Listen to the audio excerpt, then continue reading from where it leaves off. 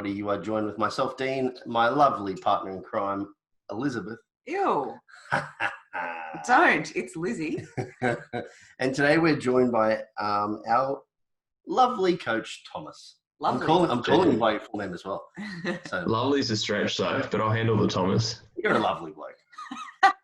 You know what you're more lovely than Liz's disgusting cup of filthy, what is classified as coffee in Australia, in a cup sitting next to me. For those playing at home, she is drinking Moccona with a single sweetener. It is my preference because ain't nobody got no time for this 10-minute cold drip coffee bullshit. Dean is the biggest coffee snob I've ever met. Talk about 10-minute cold drip. You don't know coffee. No, I don't. Cold drip's at least 3 hours. What do you have in the morning? See, there's my point. In the morning, you make this like fancy situation. I just have a filter or pour over coffee. Yeah. A filter or pour over. 4.5 minutes. Well, I don't have 4.5 minutes, Dean. I have a second to put a teaspoon of instant coffee in my cup. Look, Bob's your uncle. Look, to talk about the inconvenience of my wish to drink coffee, I ran out of beans yesterday, Tom. And I had a consult before at 8 o'clock. It's now 9 o'clock, and the coffee place that I get beans from doesn't open till 8. So I'm coffee free as of this morning. You chose to go for no coffee over Moccona. Which means, yeah. Shame on you. I may just get mad at you. 7-Eleven coffee, I get down and dirty with all the time. Dean refuses because he turns his nose up. He thinks it's too good for it. It's all right. It's palatable. I wouldn't drink it black. No. So this is a podcast about coffee, yes, everyone. I have interest in coffee, you know. It makes me go fast and makes me anxious. Oh, does it? Do you get the associated anxiety from stimulants? Well, no, I find for me, there's a very clear dose relationship with coffee. Like if I have 2 coffees, I feel great. I feel really good. Everything sort of rolls along. And then it's when I fly a bit too close to the sun that I start feeling just a bit crook. But something I often think about, philosophically with coffee, even I think I don't like the idea that people need it. Yep. I know so many people who genuinely have to have a coffee every day. Yep. So I'll often plan out times where I have, for this 2 weeks, I'm not going to have a coffee. Let my tolerance come down a little bit, and then I'm going to return to it and actively enjoy it and see some better performance outcomes rather than just giving myself a lethal dose of caffeine and hoping I sleep at night. Yeah, I feel like this is it's not how it's typically used in regards to the terminology of the curse of knowledge. But I think a lot of people in the science world use the knowledge knowing that caffeine is a performance enhancer, both cognitively and physically. And then they read the research that says that you should be taking somewhere between 3 milligrams and 6 milligrams per kilogram of body weight for a performance outcome. And they're like, cool, I'll just have that every day. It's like, no. In order for it to be a performance outcome, you can't become habituated. And they think if 6 is good, then 12 must be better. Oh, 100%. That's how everything works, isn't it? Funny you said there was a piece of research. This is back when I was at uni that they were looking at caffeine-mediated glycogen reuptake post-workout. Okay. And whether or not it would actually enhance it. And from memory, don't quote me if I'm wrong. People can tell me, please, if this has changed. If you're right, quote him. If he's wrong. But the number was somewhere in the vicinity of, in order to get a statistically significant improvement in glycogen reuptake post-training with caffeine, you needed somewhere in the vicinity of 10 to 12 milligrams per kilogram. So if you wanted to take that piece of data and say, a lot. I want to drive caffeine, I want to drive carbohydrates post-workout, do that. But you probably won't sleep. You'll fuck your performance anyway. Yeah, and that's the thing. That's the thing I often talk to people about. Because people being evidence-based is super trendy, and there are people looking at research like that and extrapolating. Hey, now I have 6 milligrams of caffeine per kilo body weight pre-workout, and then 12 post-workout. And even though that might be you might be technically correct in that space, you've got to think about that bigger picture. If you don't sleep for 3 days because you had 38 coffees, you're not getting any performance benefits from it. No, absolutely not. Which is kind of a good lead-in to the topic that we really wanted to talk about today, which was considerations for performance optimization. Caffeine maybe could play a role. Do you want to talk about that quickly? Maybe other supplements or things we could use when looking at improving our performance. And when I say performance, I'm specifically talking about athletic performance, not so much bodybuilding, but more like power athletes, like power lifters or strongmen, something like that. Or rugby players. Oh yeah, like you, Tom. I like how South Africans say rugby. Rugby. Am I doing it? The rugby. No, the rugby. Rugby. Yeah. There you go. Can't do an accent. Jim Jeffries does a great South African accent. Does he? Yeah. I start doing accents and I end up just sounding Indian, regardless of what accent I'm trying to do. Eventually, I'm Indian. So I'll stop at rugby. And over to you, Tom. Yeah, well, like, I think the first thing that I often talk to people about with like supplementation is you're going to see really marginal benefits from supplementation, especially compared to just styling down and like ticking the boxes and hitting fundamentals. Mm-hmm. The classic, I think it's Poliquin. Not that I want to quote Poliquin, but the 3 C's. So like caffeine, creatine, and carbohydrates for your performance. I think very often, and this is purely anecdotally, I think people like the idea of leaning on like a stimulant like caffeine or some kind of supplement because it gives themselves an impression of them chasing the 1%ers, when in reality there are probably more fundamental things they can dial down and fix. Classic example being sleep. Like I know so many people who are supplementing living daylights out of themselves, like tracking all their macros and then getting 6 hours of sleep most nights. And it's like I understand why that's appealing to people, especially because a lot of people who love performance sport tend to be quite obsessive and really care about their body. But there's these like big low-hanging fruit you can pick and get a bit more gain out of.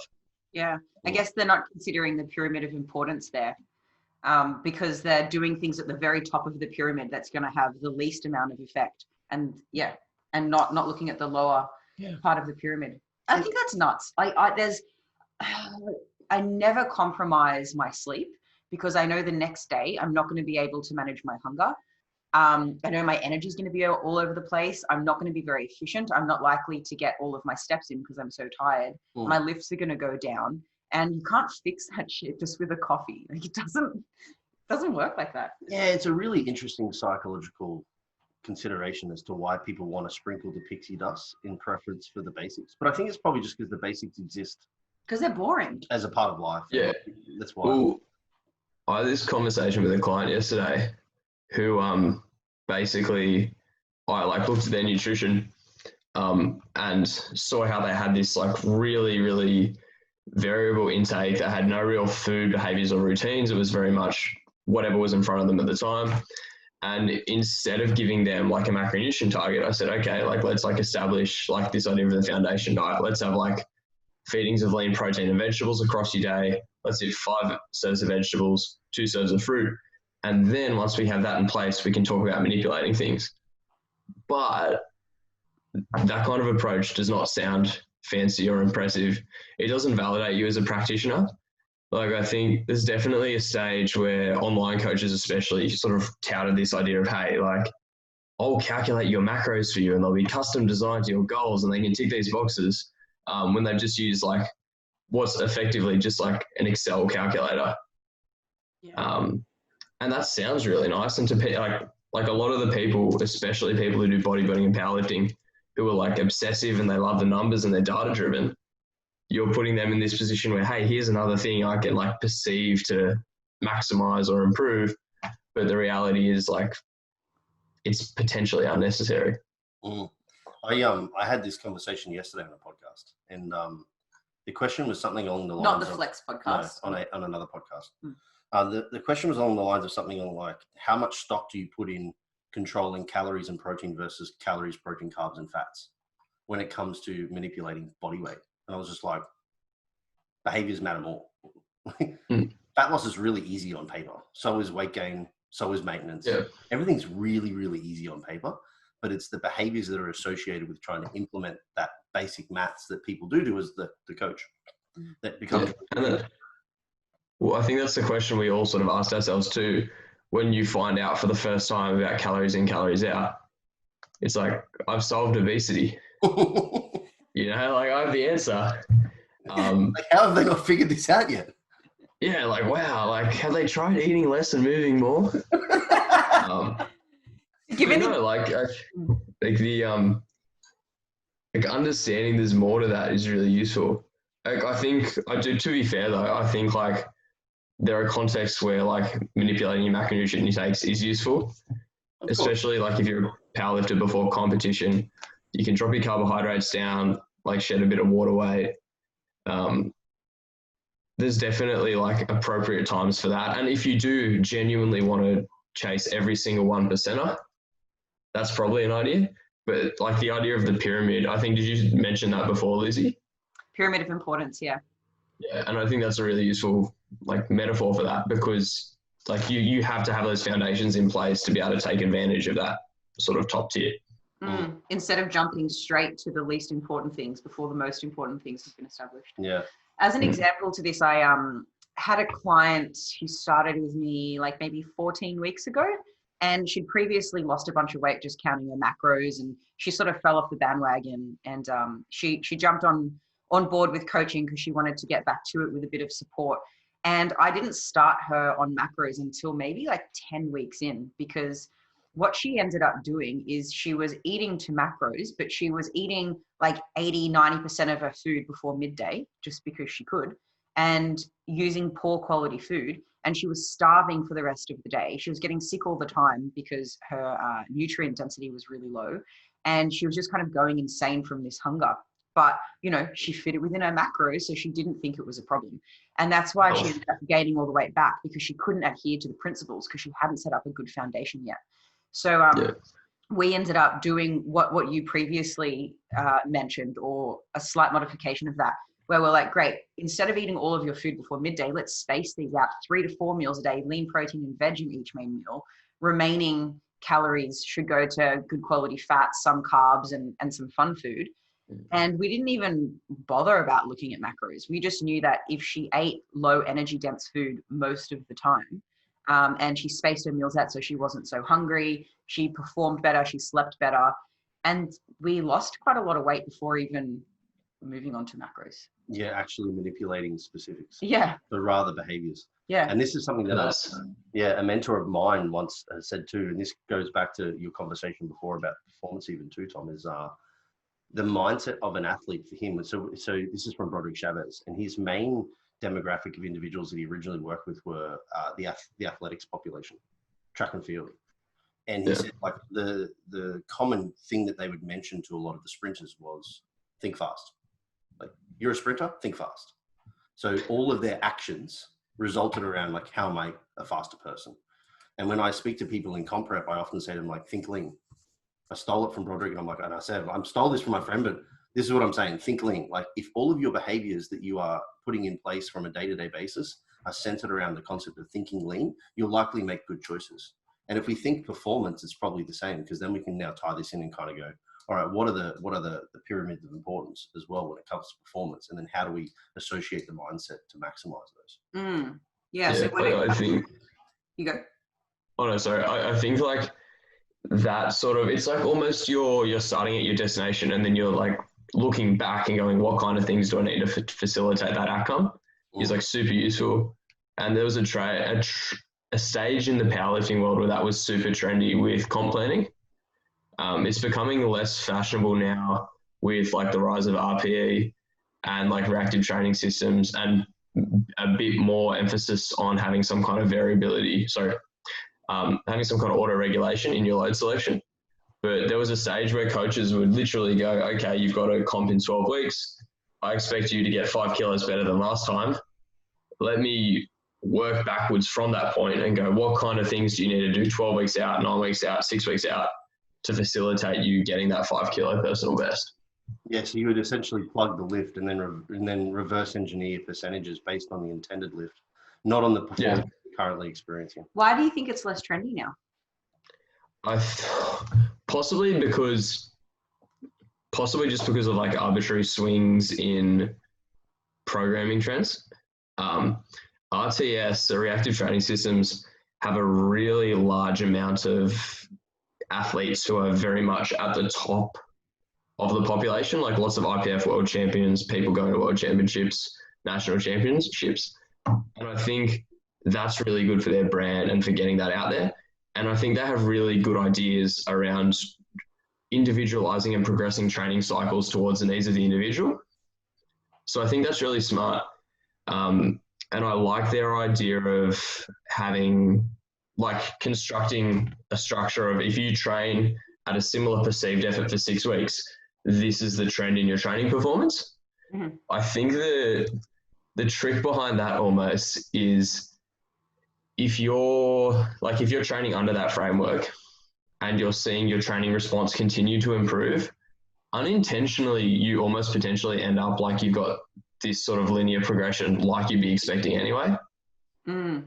So like, for the sake of an arbitrary example, if you're training with like if you've been doing sets of 8 for the past 5-6 weeks, and then you're given a new structure where you have a top triple at RPE 8 and then back off 5s, like for want of an example, what you're probably going to find is in your first week, that triple you do is like comparatively more difficult. And then after a few weeks, you find you get better because of specificity. You get better at executing the triple, and you'll see your performance trend up on average over time. Mm-hmm. So I think a lot of the time people love having fancy ideas and concepts behind their training, but often they end up like approaches which work often tend to have like core similarities. Mm. And I think in this case, in the ideal world, when you have that response to training and your RPE stays the same, but your performance increases, you're almost engaging in a similar behavior to the individual who's like planned out that progression. Yep. It's just more reactive. So if you're getting better much more quickly, you have the capacity to accelerate that. Because you're not limited by pre-plugged in numbers. No. And I think that's really useful. And it's something a lot of lifters using that system seem to experience really large spikes in personal bests. And I suspect part of that could be a product of the fact that RPE, even though we love the idea that that's like a quantitative variable, it's still somewhat qualitative. Mm. There's a bit of a joke in the powerlifting world about like RPE 8, because often when you do a hard set, it's inclined to feel at about an 8. And for a lot of people, like even I'm guilty of this actually. There was a stage where Will, my powerlifting coach, was giving me like a weight range to hit my like top set in.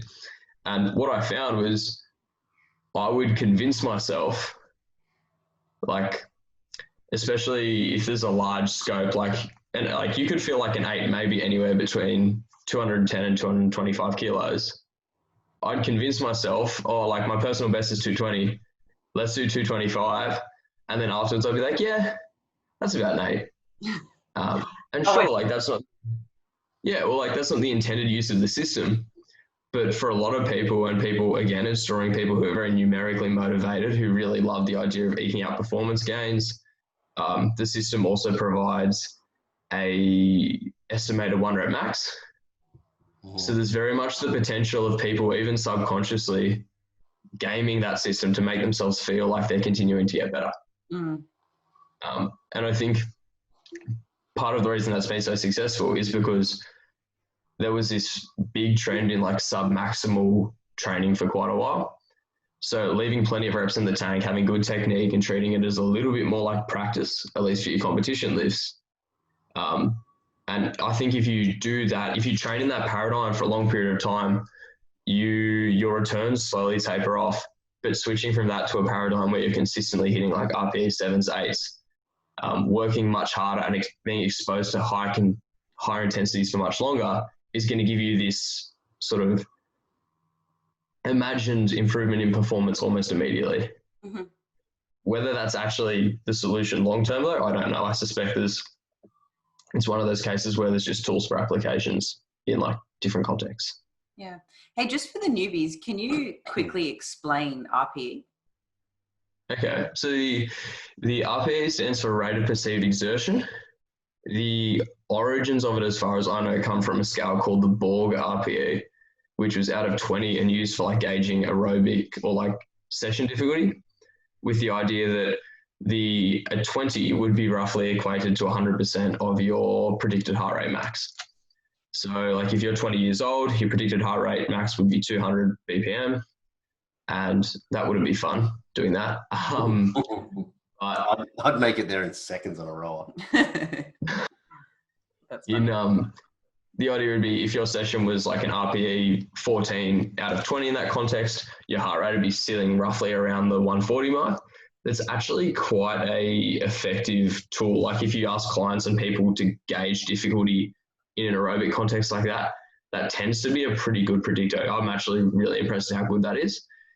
The RPE, which is used very often in powerlifting context, is linked to an idea of reps in reserve. It was popularized, I believe, by Mike Teixeira, who's a really smart dude, is a big driver. He's like part of RTS and he's a big driver of that methodology. But that idea is, so an RPE 10 would mean you have 0 reps in reserve, and then there's an inverse relationship with how many reps in reserve you have and your RPE. So an RPE 8 would be, I can do roughly 2 more reps. An 8.5 would be, I can definitely do 1, I can maybe do 2. And then etc., working your way down. So that's how that system works. Yeah. And that's from volitional fatigue and mechanical breakdown, not through force reps or anything like that. Yeah. Yeah, I find it quite annoying when I haven't benched with a barbell for a while, but at the gym when I used to ask people to spot me, I would just mean, if the weight is about to crush my rib cage or my neck, please take it off me, is all I mean by, hey, can you spot me? And I'm tracking my performance, and unless I made the rules really fucking crystal clear to whoever is spotting me first, which can come across rude sometimes or condescending to the person I'm asking to spot me, they end up making me do forced reps because they're assisting the bar the whole time. I'm like, how much am I actually doing? I don't know how close to failure I'm actually getting, because you're deadlifting my bench press right now. Hands off the bar. Yeah, you've got, hands off the bar. Got that shrug happening. Yeah. I find that interesting. That scale for aerobic to heart rate max, perceived heart rate max, is so effective, because having listened to the guys on just gone blank for a second. Greg Knuckles' podcast. Stronger by Science. Yeah, Stronger by Science. My God. Eric on there, Eric Trexler, was saying that the heart rate max predictor was actually essentially just a made up number, and it somehow has just found its way into the industry and being retained. The 220 that has no clinical relevance whatsoever. Yeah, and I think that's almost, in my head, that's almost explicit, that's almost obvious in its construction, because it's just like a linear response. And if you're 50, there's such a vast array of how aerobically healthy 50-year-olds are. But yeah, I think that's in my head, that makes that question of how that's so effective almost a little more compelling and interesting. Because we know that made up, that heart rate thing is effectively made up. Or it's fairly arbitrary, and it's not actually a useful guide. It might be like blood panels for sedentary individuals. It might be it's relevant for people who don't really train, don't do too much, live a fairly normal life, and they're on the standardized progression expected for life quality and life expectancy, but maybe not for athletes. Maybe not for anybody who does anything other than those small cohort of people. I suspect it could be almost a thing a bit like BMI, where it's useful on a population level. If you rounded up a bunch of 80-year-olds, their heart rates probably shouldn't get as high as 200. But yeah, it'd be the sum of average. Yeah, exactly. So what are some other important things that people should be considering if they're looking to improve their performance in the gym from a power perspective, not performance for bodybuilding, because what even is that other than hypertrophy, which is an outcome? Is it how well you dance? That's what I've heard. How well you dance. Yeah. All right. That's a new one. Yeah, please. What style of dancing are we talking? For bodybuilders, Oh, dancing in their sparkly undies on stage, right? Yeah. It's actually how well you perform. Hang on, are you winking at me? What sort of performance are we talking about? No, I just thought I'd It's a performance sport. Except you perform your absolute worst on your day of competition. No, it's artistry performance. Right. You know, it's like going to the theatre. Oh, the theatre. All right. So what sorts of things should performance athletes be considering? We previously touched on the importance, or not so much, of supplements and looking at low-hanging fruit like sleep and whatnot. But what are some other things that we should be looking at? On a similar theme, I think doing a needs assessment for the athlete is like super, super useful. Especially as I think powerlifting increases in popularity and more younger people get into it. I think it's a little bit disappointing to a lot of, especially like young men in their early 20s, late teens, to realize that the thing which is probably going to make them best at powerlifting resembles more like a bodybuilding training with bias towards your pecs, your triceps, your quads, and your glutes. Because like in those cases, a lot of those individuals don't have a lot of lean mass. So I think if you're an individual who's under-muscled or not, or who has the potential to fill out their frame, putting some time and attention into building a bit more muscle, you still practicing and working those powerlifting movements, but biasing your accessory work towards some harder hypertrophy work, making sure you're taking care of your nutrition so you can gain some weight is super useful. Conversely, though, I think there are individuals who've done like a lot of bodybuilding style work and have plenty of muscle and have quite good body composition, where a large part of what they need to do is almost more down the line of a practice / exposure to like the specific stimulus kind of question. So like learning, this is how I can effectively improve the competition lift. These are some technical things I can implement to try and improve that.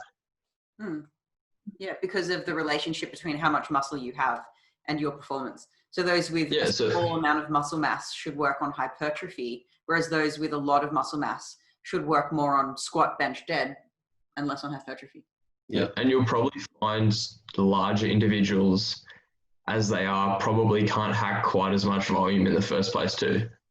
So you'll find as you get, or even like I'm by no means a particularly strong powerlifter, but I definitely found in the past 2 years, I began to get a lot more beaten up from my training. Like my squat went from about 200 to 250. And when I could squat, when my max was 200, I could do comparatively a lot more harder work, a lot closer to that. Whereas as I got stronger, that's simply not the case. And that trend definitely escalates. I know you guys are friends with him, but if you look at Will Crazier's training, that's a really cool example of that. Because he's comparatively not doing a huge amount of sets per week, so to speak. But he's lifting some incredible loads and like training really hard and seems to be continuing to improve. Still takes him a bloody long time. Yeah, I was going to say maybe you'll just run an RP6s, mate, this whole time. You finally found a true 8. So what are you putting that down to? The regression in load. Regression for myself? Oh, sorry, not load. The amount of working sets that you're able to do as you get stronger. I think, so I have a pocket theory that part of what limits people's progress is the capacity of their body to recover from the training stimulus. So like often I think you look at people's progress and they continue to improve, and then as they improve, they require more stimulus to improve. And as that stimulus gets larger, the amount of work you need to do to induce that also gets bigger. And then theoretically, there exists a point, at least in my head, where you can no longer do enough work under the curve and have your body recover sufficiently in time to continue to improve. Whether people actually reach that in reality is like a different discussion. But I definitely think like, because you're not just like, even though it would be nice if you were just limited by your muscles, you're not entirely limited by your muscles. Like you've got to consider your tendon adaptation. So like something which is really common with a lot of athletes who are using spicy creatine is that they start to experience like they start to experience like heaps more tendon issues. And part of that is because like the rate of adaptation in their muscle is like far superior to the rest of their connective tissue. So I think that's part of what limits that progression, and also part of why you've got to be more and more careful about overuse injuries. When you say spicy creatine, just for those who didn't catch on, I think Tom's talking about steroids here, performance-enhancing drugs. That is a great Yes. analogy, though. Spicy creatine. Like I've heard muscle meds. I've heard, obviously there's half natty, not natty. There's the enhanced. Enhanced became sort of the gentleman's way to say, you take drugs, don't you? Are you enhanced? Yes, I'm enhanced. Spicy creatine. Spicy creatine. Put that on a t-shirt. But then sometimes spicy's not always good. Spice is always good, Dean. Or maybe not on lubricant. It burns, man. Yeah. It's funny that you've actually, like, you've used Will as an example, and then you've got obviously your domain in IPF and tested federations, because I've regularly pulled parallels between the two of them to explain where you may want to put more of your time and effort into hypertrophy versus skill acquisition by using them. Because I think they actually are like an interesting, an argument, or an interesting, they're a really interesting example of this in practice. So you take a tested natural athlete who's at the peak of their weight class, and let's say they're advanced, they've been training for 6 to 8 years. The opportunity for you to gain muscle now is essentially diminished. Like, you kind of at your genetic potential, you have no more like proclivity to gain more muscle. So really what you're going to work is skill acquisition and performance enhancement. And that's where you tend to see like that very typical, there is the heavy focus on just repetition of work, not so much hypertrophy training. But then you take a natty who hasn't necessarily hit their weight potential yet, may want to spend more time doing the hypertrophy because it takes longer. And we know that there's a correlation between that. And then you flip into the geared federations, and because their weight load is so high, the fatigue is also high. And even though they have an increased recovery capacity, that load is it's beyond what your body is supposed to handle. So you can't handle much of it. So they actually probably need to spend more time doing the hypertrophy, because they're never limited by hypertrophy because they have drugs in their play to do that. What they are limited by is their recoverability. So they need to spend less time doing the skill acquisition, more time doing the volume, more time doing the secondary work. And that's like where Will's, I think, separated himself from a lot of people in that side of powerlifting, where he's stepped away from saying, hey, being specific all the time comes at a cost. Mm-hmm. And I can't think that. Is he still being coached by Melbourne Strength Culture? Not currently. I think they've just, because obviously with COVID going on, Melbourne's, I think Jamie's had to redirect some of his energy, but no, okay, but for sure. He has. Yeah, because I know that's something they're fairly big on, in that they like the idea of being able to do less specific hypertrophy blocks and potentially look after your body a little bit more and move a little bit better. And then because you've got like the requisite structure to shift that load, and like people, if you're already highly skilled at bench pressing, you're not going to forget to bench. Like if you just do dumbbells and you just use dumbbells and dips and you try and make your chest a bit bigger, you'll probably find upon reintroducing pause bench press, there's a couple of weeks where it feels a bit funky, and then you find your groove quite nicely again. There's even like probably a reasonable argument on a motor learning front that if you have like a persistent technical flaw which you can't seem to address, spending some time off and letting that skill decay might facilitate you relearning it easier in a better way. But I'm not entirely convinced on that front. I mean, it would be a really interesting conversation if we had Matty Bartholomew on right now, because I'm almost certain that he has essentially just gone through a block of heavily regressed benching, because it's his strongest lift. And then having reintroduced it not too long ago on a more of a consistent basis, he's found some technical shifts, and he's like, I'm at my best, and I've barely even trained bench. But because I've gone into a specific phase for deadlifts, I've really upped that one.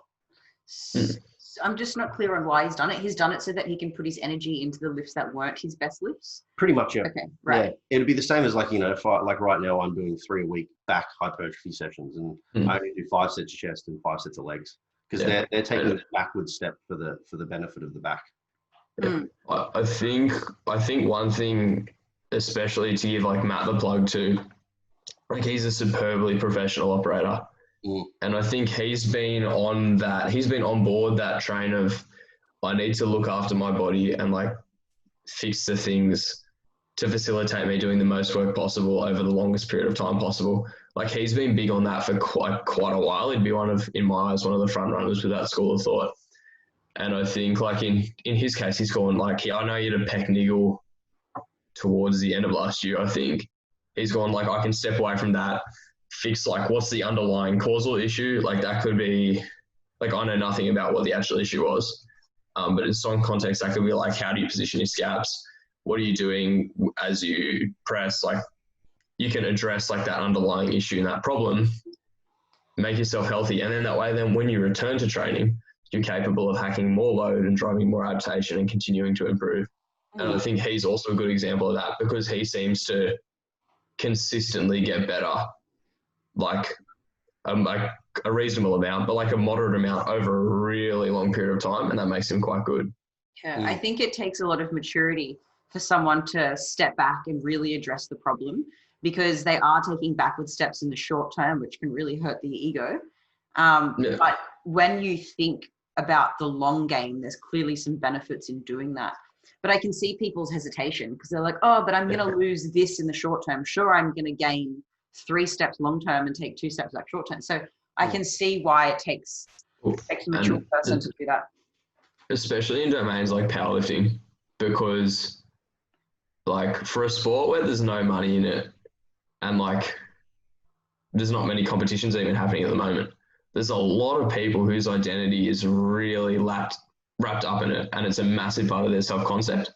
And I think like if you tell someone who identifies as a powerlifter, has like their best numbers in their bio, and that is their world, if you tell them, hey, like we need to step away from this for 3 months, and this is their only hobby, it's like the thing they dedicate 12, 15 hours a week to, that idea is really terrifying.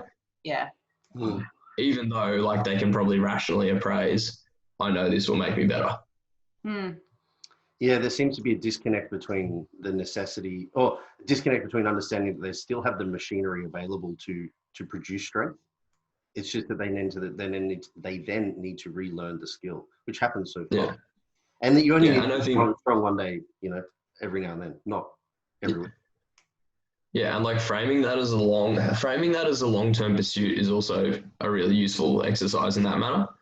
I know, like totally anecdotally for me, this is my last year of juniors competing under Powerlifting Australia, and I was like, I'm going to optimize everything for junior nats this year.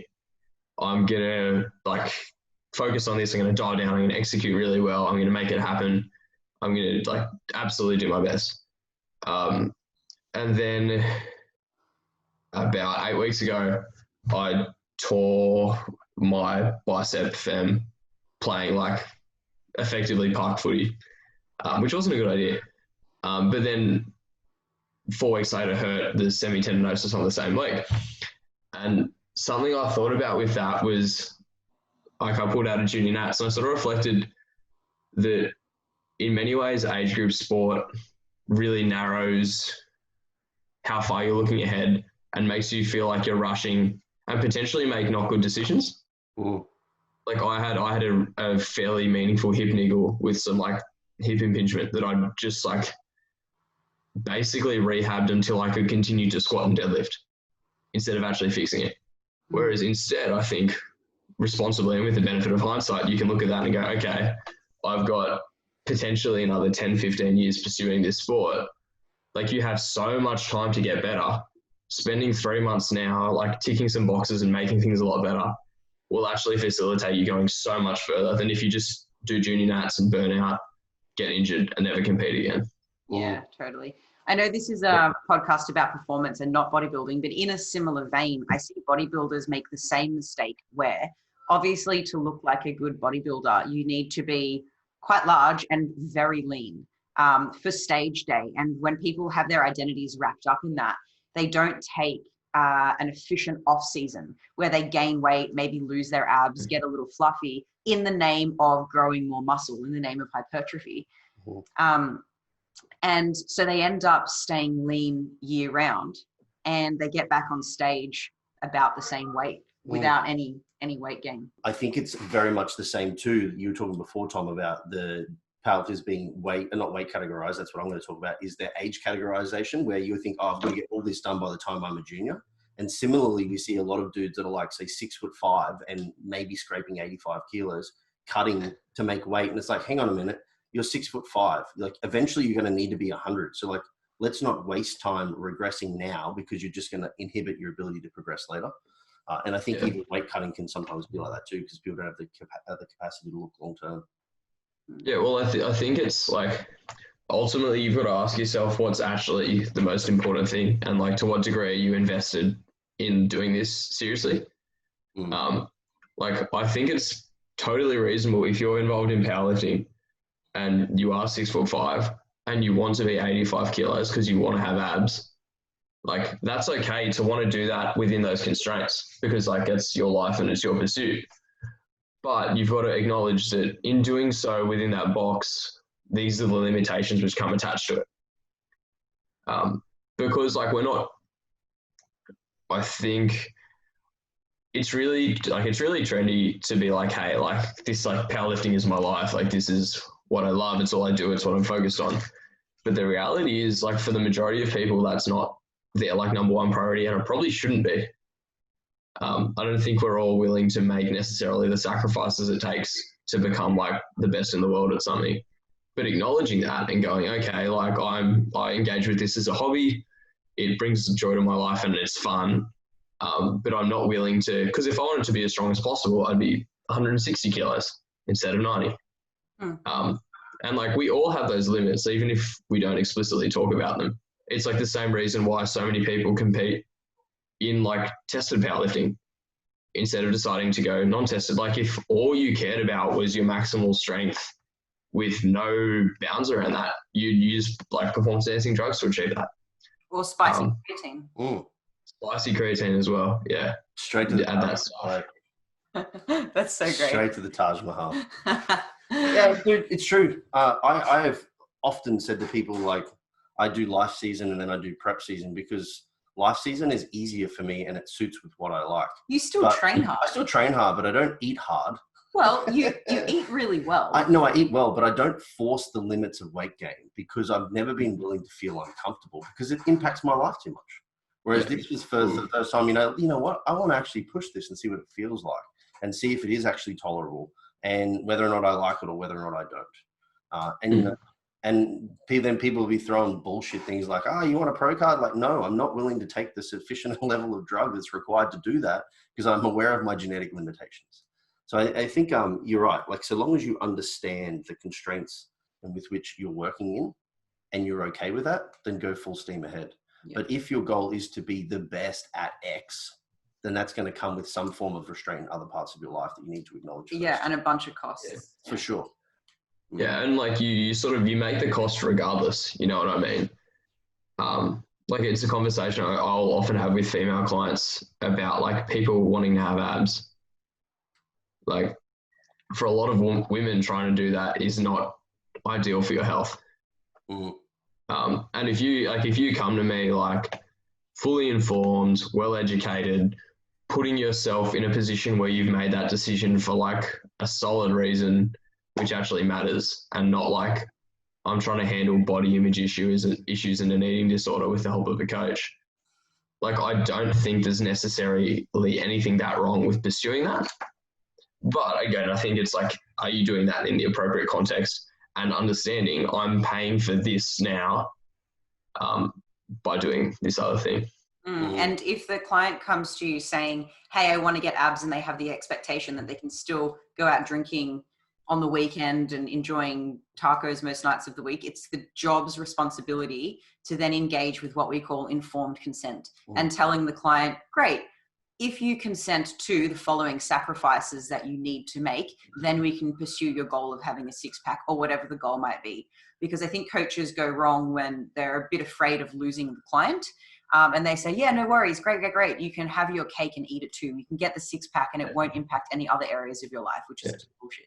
And on that, it's super exciting as a coach when someone comes to you with serious performance or body composition goals.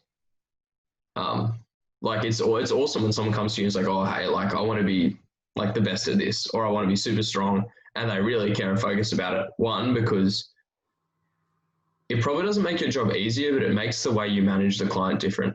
Mm-hmm. So you're probably putting a bit more work into like managing the emotional side of things and like educating them about the process, and less trying to convince them to like do all their sessions. Mm-hmm. Yeah. Yeah, that's true. It's far more directive and goal driven, I think. Like, yeah. But it's also like, because people get excited about that, sometimes they need to step back as coaches and go, okay, is this like, to what degree do I need to give this person disappointing news? Mm-hmm. Yeah. Yeah, absolutely. Now, I feel like we could talk all day about this topic and performance, but perhaps for the listeners who have jobs and can't hang out with us on the podcast all day. What if people in Sydney listen to us? We've got hours. Why? What's wrong with They're in the car for hours. Oh, Sydney traffic. I do not miss that. Holy shit. This is very true. Oh, the second I returned, because I grew up in Sydney for the first 25, 26 years of my life. Love Sydney, but moved to the Gold Coast. Whenever I go back to visit Sydney, I leave the airport and within like 15 minutes, I'm like, oh, I remember this. My resting heart rate jumps. My blood pressure rises. You're at 200 in the taxi. Yeah. Yeah. Makes for a good pump in the gym though. So maybe we'll start our wrap-up questions as something worth sharing. What have you got for us today, Tom? Something worth sharing. Yeah. I'm going to say the motivational interviewing course we're going through.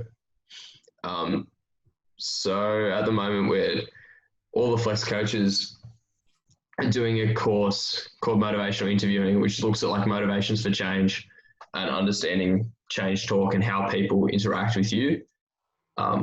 It's really made me reframe a lot of my interactions, and particularly like the questions I ask clients and people about why they're doing things, and also the things which they're doing to resist change. So that's been really good. Would recommend to anyone out there who's a coach. Yeah. And that one we do on PsychWire. Yeah, we're doing it on PsychWire. Link in the show notes, of course. We're in week 5 now, aren't we? So nearly at the end of the course. Yeah, week 5. Yeah. I'm halfway through it. Don't spoil it, please. I won't. Now, the second question. If you could edit any gene in either the general population or in yourself, which gene would you edit and why? In myself, strictly not a gene. Like the purist in me disagrees with my answer to this. But I'd improve my genes around my hips because I'm tired of them hurting all the time without me having to do rehab. But more broadly, I think like it's funny because like our discussion of everything has a cost sort of comes to mind on this, because my immediate response was I'd improve like our body's tendons capacity to like exert force and have a little bit more elasticity, which would help people do more work and training under the curve, and also make us better long distance runners, which humans are also really good at. But then the more I thought about that, the more I thought, oh, there's probably like really meaningful consequences in terms of like the nature of our injury. I think a lot of our, like the appeal to nature fallacy isn't at all a good way of making logical conclusions, but a lot of the parts of our body and how we work do exist so for a reason. Yeah. And I think if we were to, like, say, make our tendons a lot stiffer and better at exerting force, you'd probably find there are consequences up or downstream somewhere as a result of that. Yeah. I always liken this to the shoulder. Like in our strength world that we live within, man, it's a garbage joint. Well, it's not even I think that's proof that God doesn't exist. I'm like, God damn, dude. Like, who the hell puts these two solid bone masses together and just says, let's put some rubber bands on either side and it'll work? Like that. But then, like, by virtue of the way in which it's made is what also provides it its incredible function. All the mobility. The best subject I ever did at uni was a subject called comparative primate anatomy, where we looked at like human shoulders, chimpanzee shoulders, gorilla shoulders, and like Neanderthal shoulders, and looked at the subtle anatomical differences and how they explain function. Okay. And it's super incredible. Like I told you all day about it, but it's super incredible how there are these small structural things happening like at our joints, which make our shoulders, like we are so good at throwing. Like a chimpanzee can throw at like a max speed of like 33 k's an hour or something. And there are human beings throwing things at upwards of, how fast can baseball players pitch? 140. Like 150, 160. Yeah, there you go. Yeah. Yeah. Crazy. So like, and like cricket fast bowlers can hit 140s, 150s like fairly regularly. Like it's absolutely incredible how we have these like subtle adaptations just to make us super good at this action. But again, like we're sitting at desks and like pressing things really hard with pinned scapulae. Like there's no, like, we're not designed to do that. Like it doesn't make sense. It's not good at that. I didn't see any cavemen powerlifting. I reckon I've got one. Yeah. What? Like a functional thing of the body that like think, surely we could have fixed that. What? Why couldn't we have two esophagus? One that goes to the lungs and one that goes to the stomach. Why in the hell would you have this tiny little flap of thing, the epiglottis, that stops you from choking to death? Maybe it's harder for someone to do a choke on you in Brazilian Jiu-Jitsu. Oh, that's okay. Yep. That's probably why. Yeah, got it. Evolution really thought about BJJ when they Yeah. when they designed the esophagus. But then I guess you could never mouth breathe, right? You couldn't mouth breathe if you had two different pipes, because you'd have to have one dedicated to the nasal and one dedicated to the mouth. Because as soon as you put food in your mouth, if there's only one pipe that goes straight to the stomach, it's going down. And then you'd have, what if you get a blocked nose? Fuck, you're dead. All right, God wins again. God damn it, Well, God. No, I don't think the human body's perfect, because we have some pretty cool like quirks and carry-ons and stuff. But yeah, I think like again, like you've almost answered your own question there, right? I did. I hated that moment. Yeah. Like, I've got it. I win. I've won life today. Yeah. There I am. I just failed again. Now, next question's a would you rather. And we are going with, Dean, you read it out, please. Would you rather kiss Dean or kiss Liz? No. Eat a shot glass full of wasps or eat the shot glass. Oh, are the wasps alive or dead? Let's go with alive. I'm going to say alive, but slightly tranquilized. Oh, I'm going to go with the shot glass. You're going to eat the glass? Yeah, I reckon I can chew that. And I'm not going to get like, well, because part of the issue is like you have like an inflammatory reaction to a wasp sting, don't you? Yeah, but who's to say you can't chew those mofos quick enough that they don't get you? Also, do you know how thick the bottom of a shot glass is? You could still poop that out. It would hurt, but you could do it. If you don't believe they're swallowing it. Well, there's that bloke who eats parts of planes and trains and stuff. Yeah, there's a few of them. Yeah. So like I assume like I suspect that if I chew it well enough, the acid in my stomach can probably at least do something to the glass, and then I'll just ideally pass it. Cut you up. Well, no, like David Blaine's chewed wine glasses and swallows them.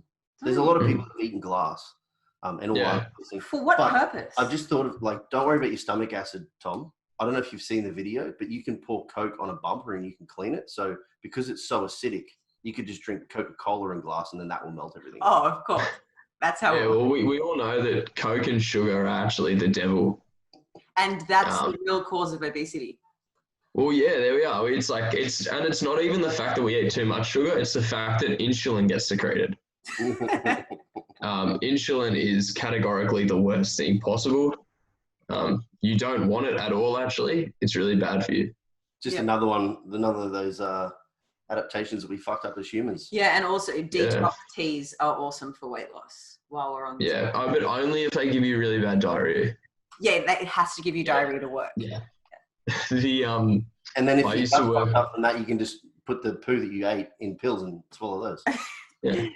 Well, I used to work at a gym, which I won't name, where one of the personal trainers did a juice fast for 42 days. Oof.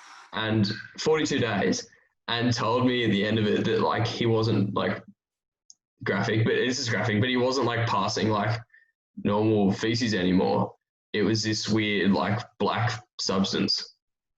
And I've said to him, dude, that's because like you've drunk juice for over a month. Like you don't have anything to pass anymore. And he was like, no, man, it's all the toxins being purged out of my body. Then he got really, really sick and didn't get better until he started eating solid food again. No, it's just a coincidence, Tom, because juice fasts are obviously great for you. Yeah, he's cleansed the toxins and his body got sick because in his eyes, it was purging the toxins. Like, no, dude, you just need food. I loved how he reconstituted, like just changed the way that he looked at the problem as if it was the solution. He's completely rationalized it. I think we should just tell him that that's like, once you get through all of the solids, your body then actually starts to take brain cells, which are black, and you shit them out. That's so great. That's so great. All right. Yeah. Okay. No, that was I had a second would you rather for you, but I think we'll save it for next time. Now, usually we finish with asking the guests where people can find them, but as you are a flex coach, flex_success on Instagram. Hit the quick links. Hit the quick links. Indeed. And what's going on with Flex right now? What do people need to know, Dean? That we're awesome. We are awesome. We released our new website a few weeks back now, obviously. We're still doing online consultations for anyone that wants a once-off consultation or repetitive consultations. We now also have the opportunity for people to get once-off custom training programming, which is cool. And I know that's something that you thoroughly enjoy, Tom. So that's available doing those quick links. Like if you want to sort of engage in speaking with a coach and getting a custom training program to facilitate some form of performance or hypertrophy goal, we can help with that. And one-on-one spots for coaching is still open too. So and you can check out the website to register your interest for 2 online courses we've got going on. So we've got a nutrition course which works with building foundational knowledge. So it's kind of like a step 1 course. We may build on it later. And the other one is a comp prep recovery program for those suffering with life after comp, because we know that it's really common in various ways. So you can just register your interest there, and as soon as those courses are live, we'll send you an email to let you know. You can check it out, see if you still want to do it, and go from there. If not, thanks everyone for listening, and we will be in your ears again in a few weeks' time. Thanks everyone. Awesome. Thanks for having me.